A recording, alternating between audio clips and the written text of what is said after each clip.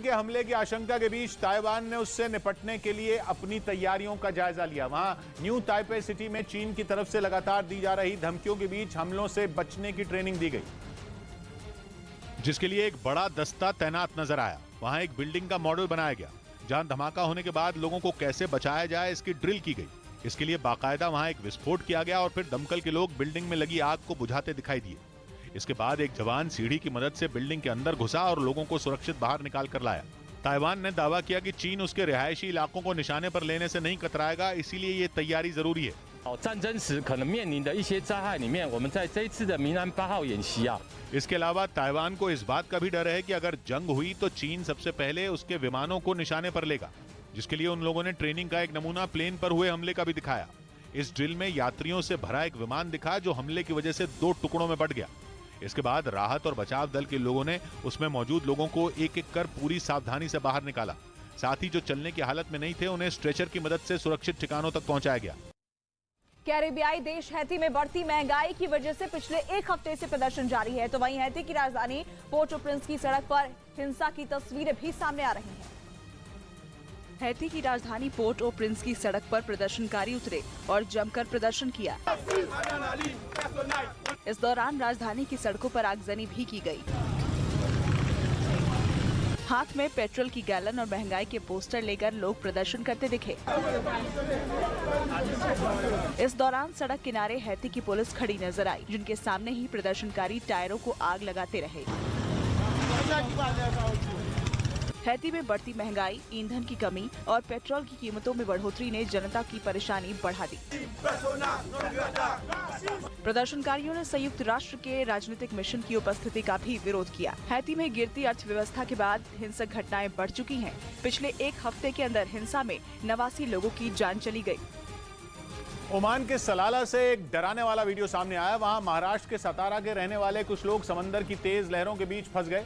इस हादसे का एक वीडियो वहां मौजूद कुछ लोगों ने रिकॉर्ड कर लिया, जिसमें सलाला में समंदर किनारे कुछ लोग मस्ती करते दिखे, लेकिन तभी वहां तूफान की वजह से ऊंची ऊंची लहरें उठनी शुरू हो गईं। पहली लहर के बाद कुछ लोग पीछे हटे, लेकिन तभी दूसरी लहर इतनी जोरदार आई कि आगे खड़े कुछ लोग खुद को संभाल ही नहीं पाए और उनमें कुछ समंदर की तरफ लौटते पानी में बहने लगे। लोगों को पानी में बहता देख वहां चीख पुकार मच गई। हादसे में बहने वाले तीनों लोग महाराष्ट्र के सातारा के रहने वाले थे। जानकारी के मुताबिक इस हादसे की चपेट में आने से शशिकांत मामड़े के साथ उनकी बेटी और एक बेटा समंदर की लहरों में गुम हो गए। फ्रांस से आग लगने की हैरान करने वाली तस्वीरें सामने आई हैं। वहां के जंगलों में भीषण आग लगने से कोहराम मच गया और इस आग ने विकराल रूप ले लिया है। भीषण आग लगने से जंगल के हजारों एकड़ एरिया जलकर राख हो गए। आग लगने की वजह से हर तरफ धुआं और आग की ऊंची लपटें उठती दिखाई दी, जिसे बुझाने के लिए 1000 से ज्यादा दमकल कर्मियों का सहारा लेना पड़ा। दमकल कर्मी काफी मशक्कत से आग पर काबू पाने की कोशिश करते दिखे। आग लगने के दौरान उस इलाके से करीब 6000 से ज्यादा लोगों को निकाला गया और इन सभी लोगों को सुरक्षित जगहों पर भेजा गया। फ्रांस के बाद हंगरी में भी आग लगने की खबर सामने आई, जिससे यूरोपीय संघ की चिंता और बढ़ गई है। इधर लखनऊ के लुलु मॉल में नमाज पढ़ने पर घमासान छिड़ गया, जिसके बाद पुलिस ने इस मामले में केस दर्ज कर लिया। एक दिन पहले इस मॉल में कुछ लोग नमाज पढ़ते नजर आए थे, जिसका वीडियो सोशल मीडिया पर तेजी से वायरल हो गया, जिसके बाद कई हिंदू संगठनों ने मॉल में नमाज पढ़ने पर ऐतराज जताया। अखिल भारत हिंदू महासभा के कुछ कार्यकर्ता तो लखनऊ के लुलु मॉल में ही पहुंच गए। हालांकि वहां मौजूद पुलिस ने उन्हें अंदर जाने नहीं दिया, जिस पर गुस्साए कार्यकर्ताओं ने मॉल के बाहर ही नारेबाजी शुरू कर दी। इस संगठन से जुड़े लोगों ने बाद में पुलिस से इस मामले की शिकायत भी की। हिंदू महासभा के लोग कह रहे हैं कि अगर कोई नमाज अदा इस स्पॉट पे यहाँ पर कर सकता है तो वो हनुमान चालीसा भी पढ़ सकते हैं। और इसके साथ ही मॉल में सुंदरकांड का पाठ करने के लिए पुलिस से इजाजत मांगी। इस मुद्दे पर कई महंतों ने भी अपनी आपत्ति जताई। अयोध्या के हनुमानगढ़ी के महंत राजू दास ने तो इसके पीछे बड़ी साजिश का आरोप लगा दिया और उन्होंने धमकी दी कि अगर पुलिस ने इस पर एक्शन नहीं लिया तो वो भी उस मॉल में पूजा करने पहुंच जाएंगे। अगर ऐसा चलता रहा तो हम वहां पहुंचकर हनुमान चालीसा का पाठ करेंगे, उसको कोई नहीं रोक पाएगा। मामले ने जब तूल पकड़ लिया तब मॉल प्रशासन की ओर से सफाई दी गई। किसी भी प्रकार की संगठित धार्मिक कार्य या प्रार्थना की यहाँ अनुमति नहीं दी जाती। वायरल वीडियो में दिखा कि कुछ लोग वहां उस वक्त नमाज पढ़ रहे थे जब कई लोग शॉपिंग करने पहुंचे थे। उत्तर प्रदेश के वाराणसी में आग लगने से हड़कंप मच गया। मणिकर्णिका घाट पर शवदाह के लिए रखी लकड़ियों में आग लग गई और ये आग भयावह होती चली गई। एक तरफ जलती चिताएं और दूसरी तरफ शवदाह के लिए रखी लकड़ियों में आग लगने से इलाके में अफरा तफरी मच गई। आग की ऊंची लपटें दिखाई दी। मणिकर्णिका घाट जाने के लिए सिर्फ गलियां हैं, जिसके चलते दमकल की बड़ी गाड़ियां घाट तक नहीं आ पाई, जिसकी वजह से आग बुझाने में काफी मशक्कत का सामना करना पड़ा। वहाँ आग के कारण दाह संस्कार भी प्रभावित हो गया। उधर रूसी सेना के ताबड़तोड़ मिसाइल और रॉकेट हमलों से यूक्रेन का विनिचा शहर दहल गया। यूक्रेन का आरोप है कि रूस के इन हमलों में 3 बच्चों समेत 20 लोगों की जान चली गई और 90 से ज्यादा लोग बुरी तरह घायल हो गए, जिन्हें अस्पताल में भर्ती करवाया गया। रूस की सेना ने विनिचा शहर के अलग अलग हिस्सों में मिसाइल और रॉकेट से कई हमले किए। पुतिन की सेना के कहर बरपाने के बाद जो वीडियो सामने आया, उसमें एक ऊंची इमारत आग की लपटों में घिरी नजर आई, जबकि कई दमकल कर्मी उस पर काबू पाने के लिए पानी की बौछार करते दिखाई दिए। लेकिन बिल्डिंग में धधक रही आग इतनी भीषण थी कि उसे कई घंटे बाद बुझाया जा सका। रूस के हमले इतने जोरदार थे कि बिल्डिंग के पास खड़ी कई गाड़ियों के परखचे उड़ गए। इतना ही नहीं, रॉकेट हमलों की जद में आई कुछ छोटी इमारतें भी आग की लपटों में घिरी नजर आईं, जबकि लकड़ी के बने कई घर पूरी तरह बर्बाद हो गए। यूक्रेन ने आरोप लगाया कि रूसी सेना ने आम लोगों को टारगेट कर ये हमले किए। इस बीच पटना के एसएसपी विवादों में आ गए। पीएफआई पर की गई कार्रवाई की जानकारी देते हुए पटना के एसएसपी मानवजीत सिंह ढिल्लों ने आरएसएस का जिक्र किया, जिस पर विवाद हो गया। एजुकेशन के नाम से यूथ को ब्रेन वॉश करने का काम कर रहे थे। बीजेपी ने इसी बयान पर एसएसपी को घेर लिया और उन्हें हटाने की मांग कर दी। उधर विवाद बढ़ने पर पुलिस मुख्यालय की तरफ से मानवजीत सिंह ढिल्लों को नोटिस जारी कर 48 घंटे में जवाब मांगा गया। इस बीच रूस से उलझना लिथुआनिया को महंगा पड़ गया। यूरोपियन कमीशन के पास जब कलिनिनग्राड से जुड़ा विवाद पहुंचा तो जीत रूस की हुई। ये वही झगड़ा है जिसकी वजह से नेटो और रूस के बीच जंग तय दिखने लगी थी और रूस ने लिथुआनिया को गंभीर नतीजे भुगतने की चेतावनी दे दी थी। कलिनिनग्राड है तो रूस की जमीन, लेकिन उसकी सीमा रूस से नहीं लगती, बल्कि वो नेटो के सदस्य देशों से घिरा है। कलिनिनग्राड तक रूस जरूरत का सामान ट्रेन के जरिए भेजता रहा है, लेकिन ट्रेन का रूट लिथुआनिया से होकर गुजरता है। इसी रूट को लिथुआनिया ने रोक दिया था। लिथुआनिया अकेला रूस से नहीं उलझ रहा था, बल्कि वो तो नेटो का सदस्य है। सीधा मतलब ये था कि नेटो ने रूस को उकसाने की कोशिश की थी। जवाब देते हुए रूस ने भी कह दिया था कि इसका गंभीर नतीजा लिथुआनिया को भुगतना होगा। लेकिन लिथुआनिया सिर्फ नेटो का नहीं, बल्कि यूरोपियन यूनियन का भी सदस्य है, इसलिए मामला पहुंचा यूरोपियन कमीशन के सामने और यूरोपियन कमीशन ने फैसला रूस के हक में सुना दिया। कमीशन के आदेश में कुछ शर्तें भी जोड़ी गई हैं। फैसला ये सुनाया गया कि रूस का ऐसा कोई भी सामान कलिनिनग्राड पहुंचने से रोका नहीं जा सकता जो नागरिकों की जरूरत का हो। हालांकि लिथुआनिया को यह अधिकार भी दिया गया कि वो ट्रेन को रुकवा कर उसमें रखे सामान की जांच कर सकता है। अब तक लिथुआनिया दावा करता रहा था कि यूरोपियन यूनियन के प्रतिबंधों की वजह से रूस को रेल रूट इस्तेमाल करने से रोका जा रहा है, लेकिन नेटो का यह दांव यूरोपियन कमीशन में ही फेल हो गया और पुतिन का रास्ता एक बार फिर साफ हो गया। कलिनिनग्राड की पश्चिमी सीमा समुद्र से लगती है, उत्तर में लिथुआनिया है और दक्षिण में पोलैंड है। रूस से कोई भी सामान अगर कलिनिनग्राड तक पहुंचाना हो तो वो अब तक लिथुआनिया के रास्ते ही पहुंचाया जाता रहा है। लेकिन इतना तय है कि यूरोपियन कमीशन के फैसले के बाद रूस के लिए सेना के इस्तेमाल का कोई भी सामान कलिनिनग्राड पहुंचाना मुश्किल हो जाएगा। इधर बिहार के मोतिहारी में जमीन के लिए एक आदमी ने चाचा के साथ मिलकर अपने पिता की हत्या की नाकाम कोशिश की, लेकिन ये पूरी घटना वहां लगे सीसीटीवी कैमरे में रिकॉर्ड हो गई, जिसमें रात के अंधेरे में कुछ लोग दबे पांव छत पर सो रहे एक आदमी की तरफ बढ़ते दिखाई दिए। पहचान छिपाने के लिए सारे लोगों ने मुंह पर कपड़ा बांध रखा था। उनके हाथों में पिस्तौल भी नजर आ रही थी।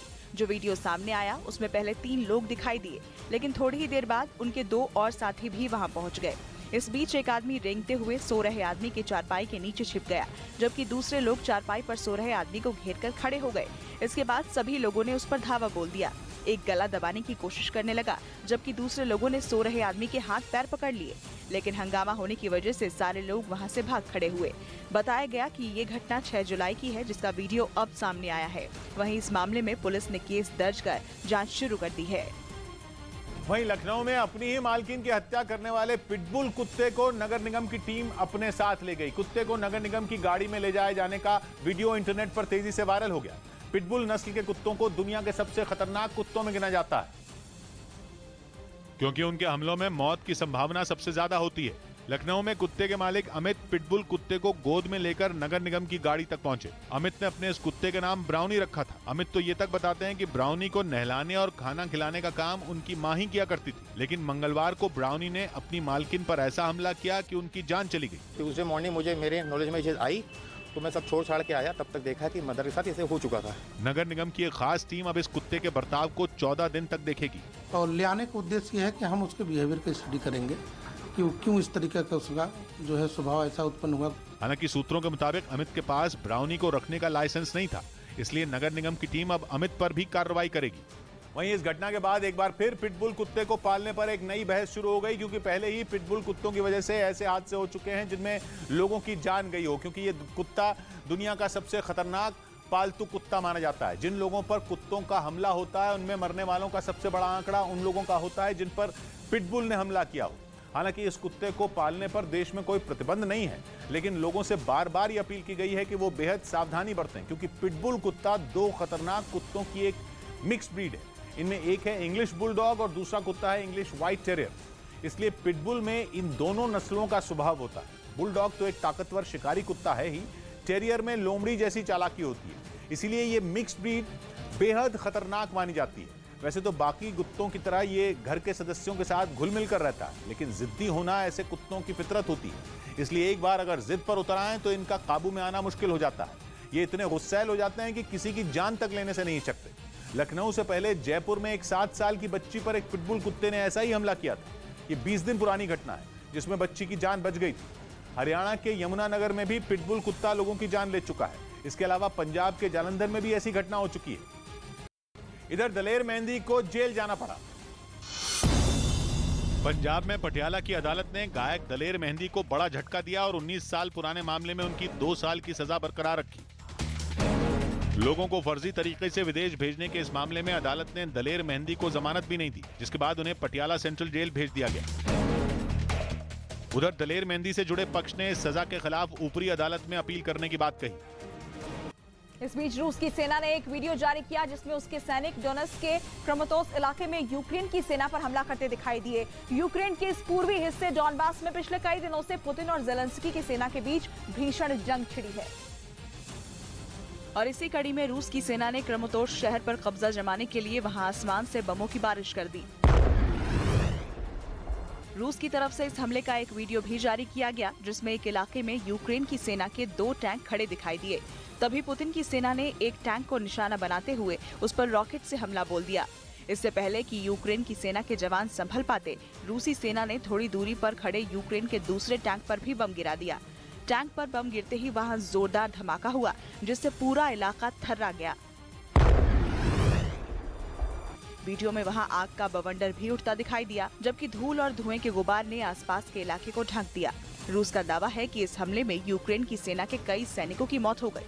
उधर केरल के एर्नाकुलम में आए खतरनाक तूफान ने कोहराम मचा दिया। ये तूफान इतना तेज था कि कई घर तबाह हो गए। वहीं सड़कों पर लगे लोहे के खंभे तक इसके आगे नहीं टिक पाए, जबकि कई लोगों की जान जाते जाते बची। जो वीडियो सामने आया उसमें दिखा कि आराम से चलती हवाओं ने अचानक तेज रफ्तार पकड़ी और फिर वो देखते ही देखते तूफान में बदल गई, जो इतनी ताकतवर थी कि उनके आगे सड़क किनारे लगे पेड़ और बिजली के खंभे तक गिर गए। जबकि सड़क से गुजर रहा एक मोटरसाइकिल सवार बिजली के खंभे की चपेट में आने से बाल बाल बच गया। वहीं दूसरी तस्वीर में एक घर में मौजूद सभी चीजें तिनकों की तरह उड़ती दिखाई दी। तूफान की वजह से सड़क पर गिरे पेड़ों का अंबार लग गया। वहीं बिजली के खंभों के गिरने से उस इलाके में जैम की स्थिति हो गई। मौके पर एनडीआरएफ और एसडीआरएफ की टीम ने पहुंचकर वहां से पेड़ों को हटाने और घर में फंसे लोगों को निकालने में मदद की। उत्तर प्रदेश के वाराणसी में आग लगने से हड़कंप मच गया। मणिकर्णिका घाट पर शवदाह के लिए रखी लकड़ियों में आग लग गई और ये आग भयावह होती चली गई। एक तरफ जलती चिताएं और दूसरी तरफ शवदाह के लिए रखी लकड़ियों में आग लगने से इलाके में अफरा तफरी मच गई। आग की ऊंची लपटें दिखाई दी। मणिकर्णिका घाट जाने के लिए सिर्फ गलियां हैं, जिसके चलते दमकल की बड़ी गाड़ियां घाट तक नहीं आ पाई, जिसकी वजह से आग बुझाने में काफी मशक्कत का सामना करना पड़ा। वहां आग के कारण दाह संस्कार भी प्रभावित हो गया।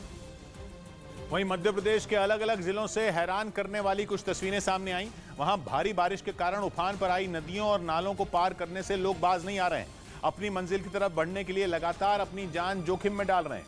खंडवा से भी कुछ इसी तरह की तस्वीरें सामने आई, जिनमें 2 लोग उफनते नाले को पार करते दिखाई दिए, लेकिन उनमें एक का पैर फिसला और वो पानी के तेज बहाव में बह गया। बताया गया कि शाम के समय दोनों खंडवा से बैतूल लौट रहे थे और उन्हें जल्दबाजी इतनी थी कि दोनों से नाले में पानी कम होने का इंतजार नहीं किया गया। वो उन्हीं हालात में उफनते नाले को पार करने लगे। जिसका खमियाजा दोनों लोगों को भुगतना भी पड़ा। पानी के तेज बहाव में मोटरसाइकिल को संभालते हुए वो आगे बढ़ ही रहे थे, तभी एक आदमी का पैर फिसल गया। उसने खुद को संभालने की कोशिश भी की, लेकिन जिस रफ्तार में पानी बह रहा था उसमें संतुलन बनाना इतना आसान कहां था। यही वजह रही कि वो उफनते नाले में बह गया। हालांकि वो अकेला ऐसा शख्स नहीं था जो खतरनाक हालात में नाले को पार कर रहा हो। तस्वीरों में कुछ और लोग भी उसकी ही तरह नाला पार करते दिखे, लेकिन वो पानी के साथ बहता चला गया। बताया जा रहा है कि उस आदमी का कुछ पता भी नहीं चल पाया। हालांकि पुलिस की टीम उसकी तलाश में जुटी है, लेकिन इस घटना से कोई सबक लेता नहीं दिख रहा। हरदा में भी कुछ इसी तरह की घटना हुई। वहां भी एक मोटरसाइकिल सवार नहीं माना और अपनी जान जोखिम में डालकर उसने नदी पार करने की कोशिश की, जिसका नतीजा ये हुआ कि पानी के तेज बहाव में वो मोटरसाइकिल के साथ बह गया। अरे गाड़ी दे गई, गाड़ी दे गई। हालांकि उस शख्स को तैरना आता था तो वो किसी तरह नदी किनारे तक पहुंच गया और अपनी जान बचा ली, लेकिन उसकी मोटरसाइकिल पानी के साथ बह गई। इसी तरह बुरहानपुर में भी कुछ लोगों ने अपनी जान के साथ खिलवाड़ किया। वहां भी उफनते नाले को पार करने की गलती एक शख्स और ट्रक ड्राइवर ने दोहराई। हालांकि गनीमत ये रही कि उन्होंने सही सलामत नाले को पार कर लिया।